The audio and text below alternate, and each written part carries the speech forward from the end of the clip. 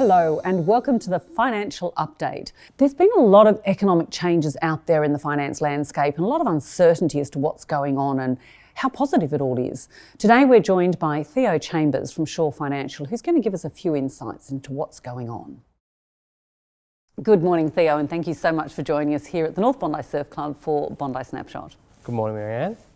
Helen, tell us a little bit about Shaw Financial, because you started literally just predated PPD a little bit, didn't you? Yeah, we started Shaw Financial in 2013. Just started a little team of brokers in Crow's Nest.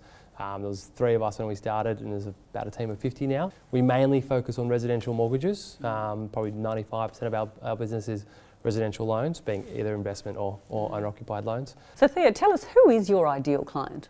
Well, that's a good question, and typically people always thought mortgage brokers are best to service sort of first home buyers and people that are a bit green and novices to the process. But first home buyers are probably only about 15-20% of our overall volume. Where our service is of most value is probably upsizes and even downsizes. You know, our sort of core client is definitely someone who ideally has maybe 2 or 3 properties.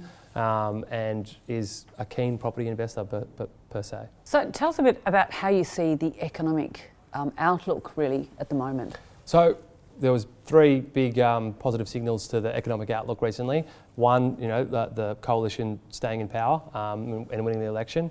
That means that negative gearing and those property incentives for buying investment properties aren't going anywhere.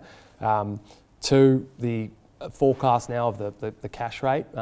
We've had 1 cut already and there's probably 2 more cuts to come, so that makes it more attractive and more affordable to buy property. And 3, APRA recommending to all the banks that they should drop assessment rates, meaning that it will be easier to borrow money. People's borrowing capacities are increasing from anywhere between 5 to 20%, depending on every individual circumstance. But look, those 3 things will directly impact the property market. You know, I think that once we start seeing a bit more stock on the market or a bit more stronger prices, we'll see more stock. Buyers will have more options, and sellers, sellers will have more confidence to list their property.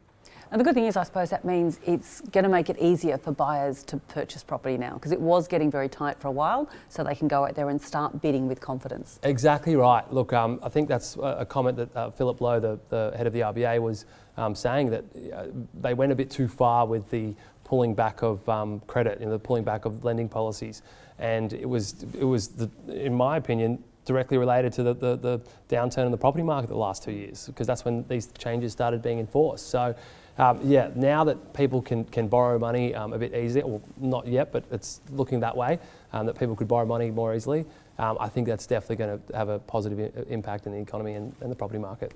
So obviously it's looking like a much more positive spring selling season. So everybody come along and contact Theo and his fabulous team at Shaw Financial. Thanks so much for joining us, Theo. No worries. Yes, please give us a call.